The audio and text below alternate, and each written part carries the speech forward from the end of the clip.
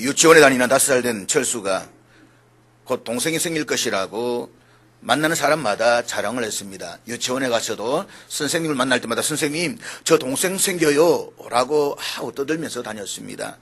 그리고 엄마에게는 집에 와서는 엄마 동생 좀 보여줘 라고 계속 졸라댔습니다. 철수가 하도 동생을 보여달라고 졸라대니까 하루는 임신 중인 엄마가 아들에게 자신의 불룩한 배를 만져보게 했습니다. 그런데 엄마를 만져본 철수는 그날 이후로 동생에 관해서는 한마디도 말을 하지 않았습니다. 이상하게 생각한 선생님이 철수에게 물어보았습니다. 철수야 아니 동생이 생긴다더니 어떻게 된 거야? 선생님의 이 물음에 철수는 얼굴빛이 갑자기 흐려지더니 이렇게 대답을 하더랍니다. 선생님, 아무래도 엄마가 동생을 먹어버린 것 같아요.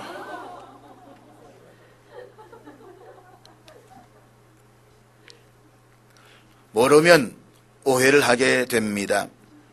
출생의 원리를 모르는 아이는 엄마를 아마 식인종으로 생각을 했을 것입니다. 동생을 얻기는커녕 사랑하는 엄마가 식인종이라는 사실을 말도 못하고 혼자서 얼마나 고민을 했겠습니까? 동생을 기다렸는데 엄마가 그 동생을 먹어버렸으니 그 충격이 또한 얼마나 컸을까요? 마찬가지입니다. 영적 진리를 모르는 세상 사람들에게는 영적 진리를 따라 살아가는 믿음의 성도들이 도무지 이해가 되지를 않습니다. 세상 사람들은 믿음의 성도들이 그럼에도 불구하고의 신앙으로 살아가는 모습에 충격을 받을 수도 있습니다. 어떻게 저럴 수 있나? 나 같으면 절망할 수밖에 없는데, 나 같으면 분노할 수밖에 없는데 어떻게 저럴 수 있나? 사실 그렇습니다. 저들이 어떻게 우리가 누리는 이 거룩한 복음의 기쁨을 이해할 수가 있겠습니까? 그런 점에서 우리 그리스도인들이 세상에서 누리는 기쁨은 하나님이 그의 자녀들에게 주신 최고의 선물입니다. 우리 한 생일을 살아가면서 누릴 수 있는 마음의 기쁨, 내 속에서 솟아나는 이 기쁨은 하나님께서 그의 자녀들에게 주신 최고의 축복입니다. 그래서 자문 기자는 이렇게 말씀을 하고 있습니다. 마음이 괴로우면 삶이 괴롭지만 마음이 즐거우면 하루 종일 노래가 떠나지 않는다. 오늘 주 앞에 나오신 저와 여러분에게 이 기쁨이 충만하기를 축복합니다. 기쁨으로 번역된 헬라어 카라는 즐거워하다, 기뻐하다라는 의미를 가지고 있습니다. 이 말은 유쾌함, 기쁨의 의미를 뜻하는 카이로에서 파생된 단어입니다. 우리는 일반적으로 기쁨이라는 단어를 생각할 때에 자신의 어떤 욕구가 충족되었을 때에 허무하고 마음에 오는 그 느낌을 생각할 때가 많이 있습니다.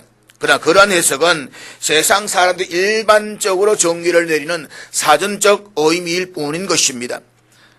그래서 기쁨의 원천을 세상에서 찾으러 가는 사람들은 그 기쁨이 오래 가지를 못합니다.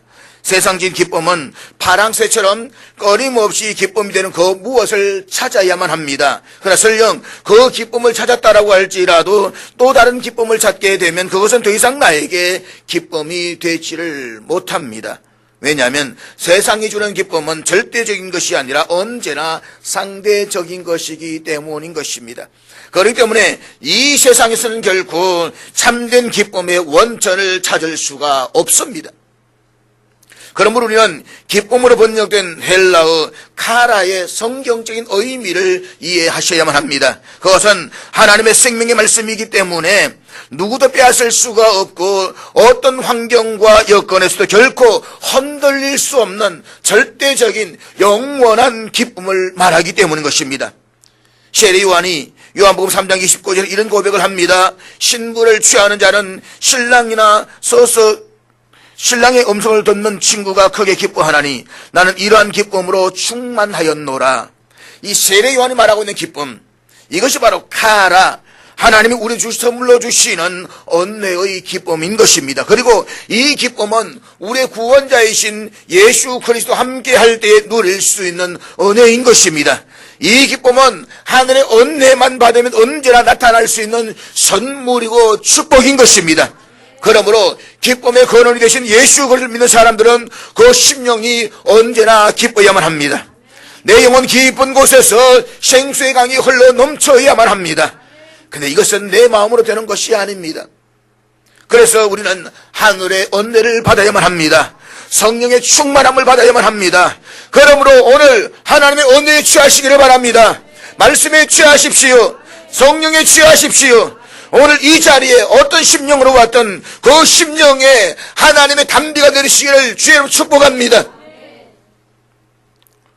에케호모, 에케호모라는 말이 있습니다. 라틴어로 에케호모, 이 말은 이 사람을 보라 라는 뜻입니다.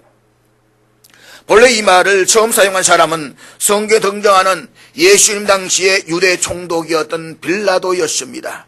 가시관을 쓰고 붉은 자색 옷을 입고 자신에게 나오는 나사렛 예수를 바라보면서 빌라도가 군중들에게 했던 말입니다. 요한복음 19장 5절 말씀 우리 다 같이 읽도록 하겠습니다. 같이 읽습니다. 시작.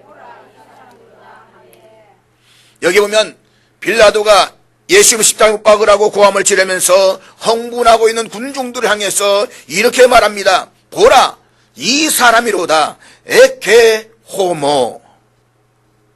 지금도 성경 역사를 따라서 이스라엘에 가면 예루살렘에서 순례의 절정이라 말할 수 있는 비아 돌로로사, 십자가의 길 혹은 슬픔의 길을 걷게 된다고 합니다. 앞에 있는 이 사진이 바로 비아 돌로로사, 우리 주님께서 십자가를 지시고 골고다 언덕을 향해서 걸어갔던 길입니다. 근데 이 비아 돌로로사 입구에서 지금도 보면 에케호모 아크를 만날 수가 있다라고 말합니다. 아치형으로 되어 있는 이 아크, 이 사진이 에케호모 아클이라고 이야기를 합니다. 억울하게 고난을 받으시고 아픔을 당하시면서도 한마디의 불평도 하지 않으시고 조용히 침묵하며 십자가의 길, 비아 돌로로사의 길을 가시는 예수 그리스도의 정체가 빌라도는 정말 궁금했을 것입니다. 그래서 그는 말합니다. 에케호모, 이 사람을 보라. 기적을 행하시고 놀라운 교훈을 베푸셨던 나사렛 예수, 그는 이제 빌라도에 의해서 사형 선고를 받으시고 비아 돌로로사의 길을 걸어가십니다. 그럼에도 침묵으로 십자가를 지시고 걷다가 쓰러지시고 다시 일어나 걸으시면서도 묵묵히 갈보리 골고다의 언덕을 향해서 걸어가시던 그 예수를 바라보던 그날의 군중들도 똑같이 외쳤습니다. 에케호모, 이 사람을 보라. 우리가 이사야서를 공부해보면 장차 메시아로 오실 여호와의 종 그리스도에 대한 4개의 아름다운 노래가 등장합니다. 첫 번째 노래가 이사야 42장 1절부터 9절까지입니다. 두 번째 노래는 이사야 49장 1절부터 7절까지입니다. 그리고 세 번째 노래는 이사야 50장 4절부터 11절까지입니다. 그리고 이사야서에서 그리스도에 대한 마지막 네 번째 노래는 이사야 52장 13절부터 53장 12절까지입니다. 이들 4개 노래 가운데서 첫 번째 노래가 시작될 때에 보라, 에케라는 말로 시작이 됩니다. 이사야 42장 1절 말씀 우리 한번 같이 읽도록 하겠습니다. 다 같이 읽습니다. 시작. 보라, 에케. 그런데 그 중에서도 마지막 노래인 네 번째는 우리를 향한 예수 그리스도의 속죄의 삶의 절정을 찬미하는 노래라고 말할 수가 있습니다. 그래서 성경학자들은 이사야 52장과 53장을 가리켜서 이사야서의 에베레스트, 이사야서의 절정, 다시 말해 장차 오실 예수 그리스도의 생애의 위대한 절정을 찬양하는 노래라고 이야기를 합니다. 이 노래의 시작도 바로 에케호모, 이 사람을 보라 라는 말로 시작이 됩니다. 52절 13절 말씀 우리 한번 다 같이 읽도록 하겠습니다. 같이 읽습니다. 시작. 보라, 내 종이 형통하리니 밭들어 높이 들려서 지극히 존귀하게 되리라. 여기에서도 보라, 에케라는 말로 시작이 됩니다. 이 노래는 하나님의 종 되신 그리스도가 마침내 존귀한 생애로 모든 열방들 중에서 어떻게 높임을 받으실 것인가를 보아야 한다라고 노래합니다. 그러나 그분이 그 자리에 도달하기까지 어떤 고난의 과정을 통과할 것인가를 계속해서 노래합니다. 바로 이어진 그 다음 절은 이렇게 높음을 받으실 그리스도가 얼마나 힘들고 어려운 고난이 그의 생애 속에 기다리고 있는가를 노래하고 있습니다. 52장 14절 말씀 우리 다 같이 읽도록 하겠습니다. 같이 읽습니다. 시작.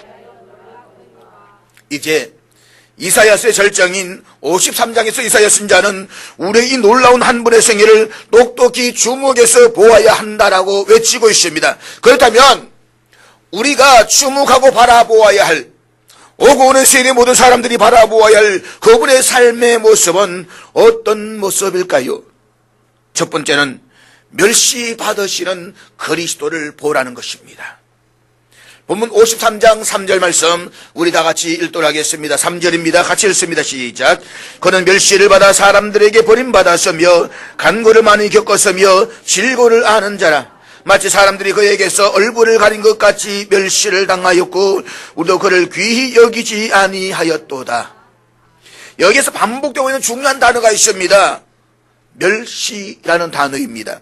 그런데 이 단어와 대조를 이루는 또 하나의 단어가 있습니다. 그것은 귀히 여기지 아니하였다라는 단어입니다. 그분은 귀히 여김을 받으셔야 할 분이십니다. 그런데 불구하고 오히려 멸시를 받으셨습니다. 요진 피터슨의 메시지 성경에 보게 되면 그가 멸시받고 무시당하며 라고 번역하고 있습니다. 기억하십시오. 이 땅에 오셨던 예수 그리스도, 그분은 그렇게 사람들에게 비참하게 멸시를 받고 무시를 당해야 할 그런 분이 아니십니다. 유대나라 문화권에서는 우리가 보지 말아야 할 참담한 어떤 광경을 보았을 때에 두 손으로 얼굴을 가린다라고 합니다. 두 손으로 얼굴을 가린다. 그들의 문화적 습관을 기억하면서 이 표현을 한번 다시 들어보시기를 바랍니다. 사람들이 그에게서 얼기울을 가리는 같이 멸시를 당하였도다. 우리는 어떻습니까? 상대방하고 이야기하다가 기분 나쁘면 고개를 살짝 돌려버립니다. 그러면 상대방을 무시하는 것이 됩니다. 그들은 보는 앞에서 그냥 얼굴을 가려버린 겁니다. 예수님이 그렇게 무시를 당하셨다 이 말인 것입니다. 그는 사람들에게 얼굴을 가릴 졸제처럼 멸시를 받으셨다는 것입니다. 그렇습니다. 귀히 여김을 받으시기에 합당하신 그분이 멸시를 받으셨습니다. 이유가 무엇입니까? 왜 하나님이신 그분이 이 땅에 오셔서 사람들에게 멸시와 조롱을 받으셔야만 했습니까? 그 이유가 무엇입니까? 바로 오늘 저와 여러분 우리를 위해서입니다. 그분은 영원히 죄 아래에서 죽을 수밖에 없는 우리를 대신해서 멸시를 받으셨습니다. 그래서 우리는 그분을 똑바로 바라보아야만 합니다. 나를 위해, 우리를 위해 멸시를 받으신 그분을 바라보아야만 합니다.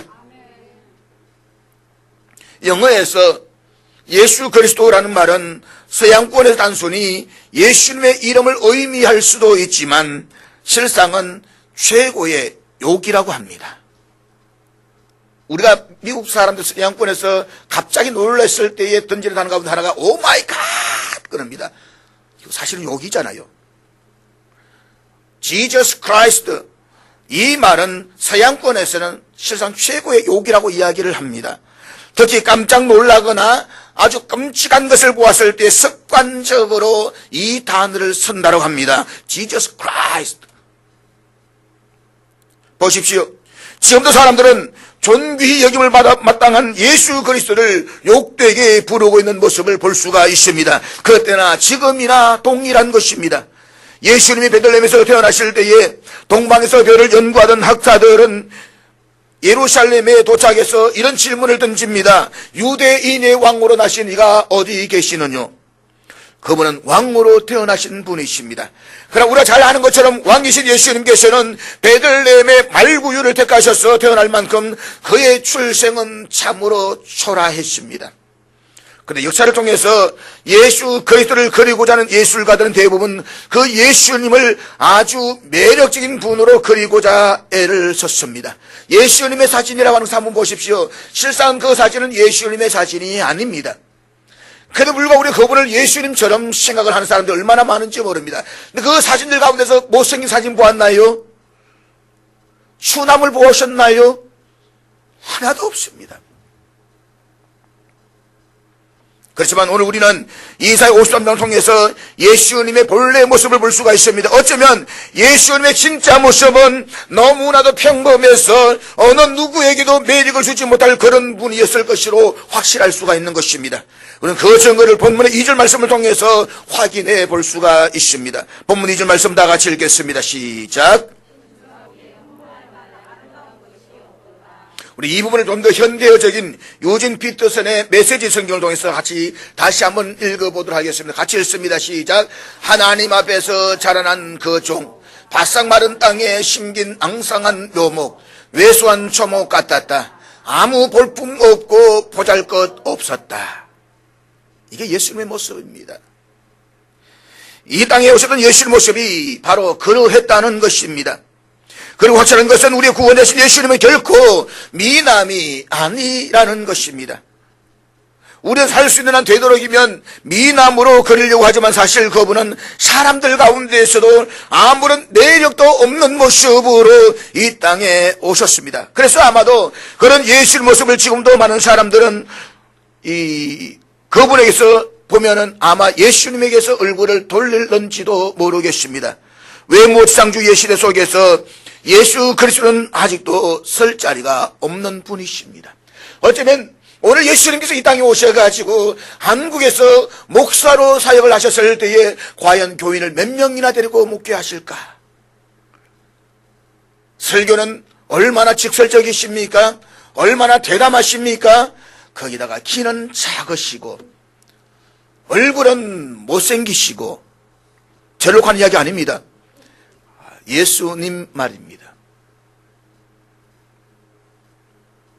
예수님 당시에도 그랬습니다.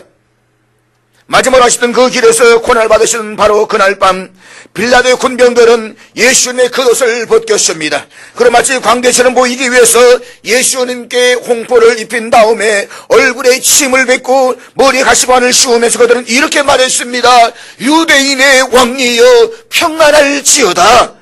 지금 하나님이신 예수 그리스도를 조롱하고 있는 것입니다. 그런 마침내 그를 못 박아 세운 십자가 위에다가 그들은 이런 팻말을 붙였습니다. 유대인의 왕 예수. 이렇게 형편없이 비참하게 죽어가는 유대인의 왕이다. 조롱하는 팻말인 것입니다. 그렇게 멸시를 받으시고 조롱을 받으시며 죽으신 예수 그리스도. 그분은 인류의 진정한 구세주로 오셨지만 사람들은 마치 그분이 세속적 권력자처럼 행동해 주기를 기대했습니다. 그러나 힘없이 죽어가시는 예수님의 그 모습이 사람들의 기대를 배신하게 되자 사람들은 욕설과 조롱을 내뱉으시면서 그분에게 욕을 했습니다. 예수님의 짤막한 한평생은 조롱과 멸시를 받으신 생애였습니다. 사랑하는 여러분, 에케 호모, 멸시와 조롱을 받으신 이 사람을 보십시오. 그분이 바로 우리를 구원하신 예수 그리스도이십니다. 그분은 우리의 죄 때문에 멸시와 조롱을 받으셨습니다. 그러나 이사야 선지자는 한 걸음 더 나아가서 오늘 살고 있는 역사를 통해서 살아갈 수많은 사람들에게 두 번째 중요한 메시지를 전달합니다. 그것은 고난받으시는 그리스도를 보라고 말입니다. 고난받으시는 예수 그리스도. 그분은 그냥 멸시만 받으신 것이 아니라 이유 있는 고난을 받으셨습니다. 그리고 선지자는 그 고난을 받으시는 그리스도를 바라보라고 말씀을 하고 있는 것입니다. 본문 4절 말씀 우리 다 같이 읽도록 하겠습니다. 4절입니다. 시작. 메시아의 고난은 우리의 질고 우리의 슬픔을 대신 당하신 고난이었습니다. 이것을 신학적인 용어로 대속적 고난이라고 이야기를 합니다. 그냥 고난이 아닙니다. 우리를 대신해서 받으신 고난이었다는 것입니다. 이런 대속적 고난의 모습을 53장에서 가장 중요한 구절인 5절에서 선지자는 이렇게 예언을 하고 있습니다. 5절 말씀 같이 읽겠습니다. 시작.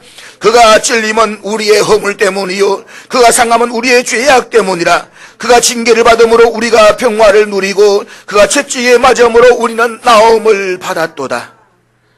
여러분, 이 구절보다 어떻게 더 정확하게 십자가를 묘사할 수가 있을까요?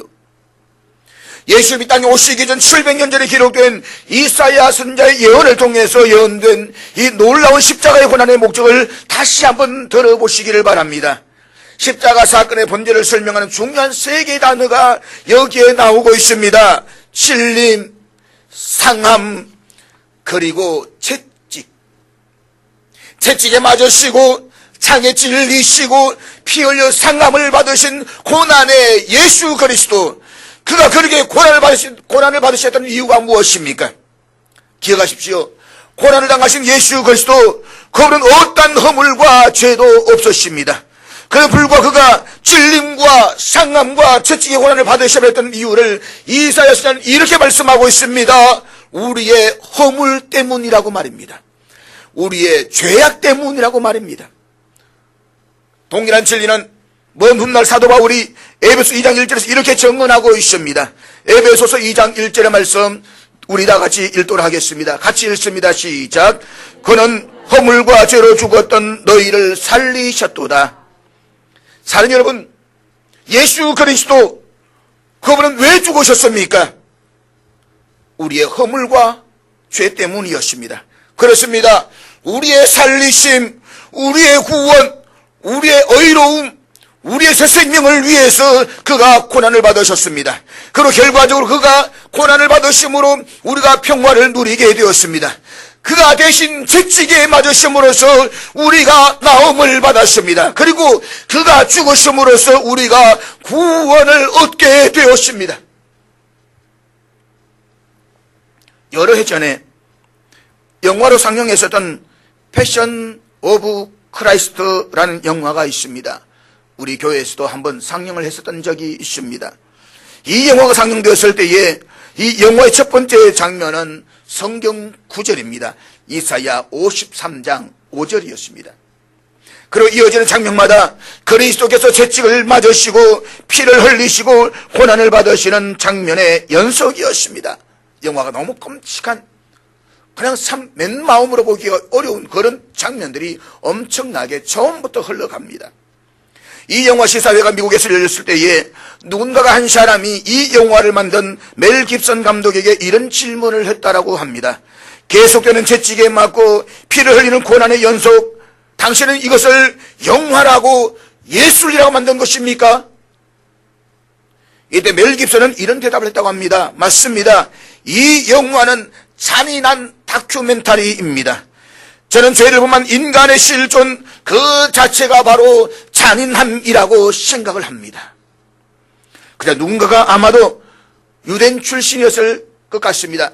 그 유대인 출신이었던 한 기자가 멜 깁슨 감독을 향해서 다시 이런 유명한 질문을 던졌습니다. 행여나 당신은 유대인들이 예수님을 죽였다는 것을 선전하기 위해서 이 영화를 만든 것은 아닐까요? 아닙니다. 절대로 그런 의도는 없었습니다. 그랬더니 그는 다시 질문을 했다고 합니다. 그러면 누가 예수를 죽였다는 말입니까? 이때 멜 깁슨은 이런 대답을 했습니다. 제 대답을 기대하십니까? 제가 꼭 대답을 해야만 하겠습니까? 예, 대답해 주시지요. 그냥 멜 깁슨 감독은 이런 대답을 했습니다. 대답을 드리지요. 저의 죄가, 그리고 당신의 죄가 예수 그리스도를 십자가에 못 박은 것입니다. 이 대답이야말로 예수 그리스도께서 고난을 당하신 이유입니다. 우리의 죄와 허물로 인해서 고난을 받으시는 예수 그리스도를 보십시오. 이것이 이사야 선지자의 핵심인 것입니다. 그러나 이사야의 유명한 예언은 여기에서 끝나지 않습니다. 이사야 53장에 증언한 에케 호모 세 번째 메시지가 있습니다. 그것은 존귀하게 될 그리스도를 보라는 것입니다. 존귀하게 될 그리스도. 우리 이것을 신학적 용어로 성귀라고 이야기를 합니다. 나 자신 예수님께서 높아지셨다 이 말씀입니다. 메시아로 오신 그분이 이 땅에서 받으신 멸시와 조롱, 고난에도 불구하고 그의 생의 마지막 결론은 존귀함이었습니다. 이것은 이미 이사야 52장 13절에서 선포되어졌습니다. 우리 52장 13절을 찾아 한번 같이 읽도록 하겠습니다. 다 같이 읽겠습니다. 시작. 보라, 내 종이 형통하리니 밭들어 높이 들려서 지극히 존귀하게 되리라. 이것이 결론입니다. 이것은 고난의 시간을 지나서 그가 마침내 얻으실 존귀함에 대한 예언이었습니다. 그리고 이것은 오늘 본문인 이사야 53장의 마지막 대목에서도 정언되고 있습니다. 53장 10절 말씀 우리 같이 읽도록 하겠습니다. 10절입니다. 시작. 결과적으로 그리스도의 고난 때문에 그리스도라는 수많은 후손들이 일어나게 될 것이고, 하나님이 기뻐하시는 것은 그분의 고난을 통해서 마침내 이루어질 것이라는 예언입니다. 그리고 유명한 이사야 53장 마지막 구절은 이렇게 시작이 됩니다. 그러므로 내가 그에게 존귀한 자와 함께 몫을 받게 하며. 그렇습니다. 그분의 생애의 마지막은 존귀함으로 결론이 날 것입니다. 이것이 예언입니다. 이 예언의 성취를 먼 훗날 신약 성경에서 가장 드라마틱하게 증언하고 있는 사람은 바로 사도 바울이었습니다. 빌립보서 2장 8절과 9절 말씀, 우리 같이 빌립보서 2장 8절 9절 말씀. 여기 8절에서 가장 중요한 단어는 낮추시고입니다. 예수님의 낮아지심, 이것을 우리 신학적인 용어로 비하라고 이야기합니다. 하나님과 같은 분이셨던 그분이 스스로 동등됨을 취하지 아니하시고 낮아지셨다, 비하되셨다, 이 말입니다. 그런데 9절에서 보면 지극히 높이시고입니다. 스스로 자신을 낮추시고 십자가로 가신 예수 그리스도를 하나님은 지극히 높이사 모든 이름 위에 뛰어난 이름으로 삼으셨다는 것입니다. 계속 이어지는 빌립보서 2장 10절과 11절 말씀 우리 다 같이 읽겠습니다. 시작. 하늘에 있는 자들과 땅에 있는 자들과 땅 아래에 있는 자들로 모든 무릎을 예수의 이름에 꿇게 하시고 모든 입으로 예수 그리스도를 주라 시인하여 하나님 아버지께 영광을 돌리게 하셨느니라. 그렇습니다. 그리스도의 마지막은 고난이 아닙니다. 그의 마지막은 영광입니다. 존귀함인 것입니다. 에케 호모, 이 사람을 보십시오. 그는 이 땅에서 멸시를 받고 조롱받고 고난을 받으셨습니다. 그렇지만 마침내 부활하시고 성천하셔서 다시 오실 영광을 받으실 존귀한 그리스도를 바라보십시오. 이것이 이사야 선지자가 전하고 있는 마지막 메시지입니다. 24년의 아주 짧은 생애를 살았던 도메니코 페티라고 하는 이탈리아 청년 화가가 있었습니다. 그는 생전에 겨우 몇 점의 그림밖에는 남기지 않았지만 그 중에 하나가 유명해졌습니다. 그가 남긴 이 한 그림의 제목은 바로 에케 호모, 이 사람을 보라였습니다. 앞에 있는 이 사진입니다. 이 그림으로 전 세계적으로 도메니코 페티라는 사람이 유명해졌습니다. 그 이유가 있습니다. 그가 이 그림을 남기고 세상을 떠난 지 100년이 지난 1719년 5월 20일 당시에 19살 먹은 독일 한 귀족 청년이 뒤셀도르프의 한 미술관 화랑에 들르게 됩니다. 그리고 도메니코 페티가 그린 이 그림 에케 호모 앞에서 시선을 떼지 못하고 그림을 주목합니다. 같이 봤던 사람들이 이제 가야 한다고 그렇게 독촉을 하니까 겨우 15분 만에 이제 걸음을 뗍니다. 그런데 그가 이 그림에 주목했던 또 하나의 이유는 그 그림 안에 라틴어로 이런 글씨가 쓰여져 있었습니다. 나 너를 위해 고난을 받았건만 너 나를 위해 무엇을 주느냐. 청년은 이 단어를 읽고 또 읽습니다. 나 너를 위해 고난을 받았건만 너는 나를 위해서 무엇을 주느냐. 이 그림 앞에서 15분 만에 떠났지만 이 글씨의 내용이 계속해서 그의 양심을 찔러댑니다. 그는 이 메시지를 붙들고 고민을 하고 기도하다가 귀족의 아들로서 그가 출세를 할 수 있고 또 누릴 수 있는 모든 것을 다 버리고 자그마한 하나의 신앙 공동체를 만듭니다. 그리고 십자가를 지고 예수를 따라가는 순결한 생애를 삽니다. 그것이 그 당시 유럽 사회에 큰 영향을 끼쳤던 독일의 경건주의 운동의 지도자였던 진젠도르프 백작의 이야기입니다. 그로부터 다시 여러 세대가 흘러갑니다.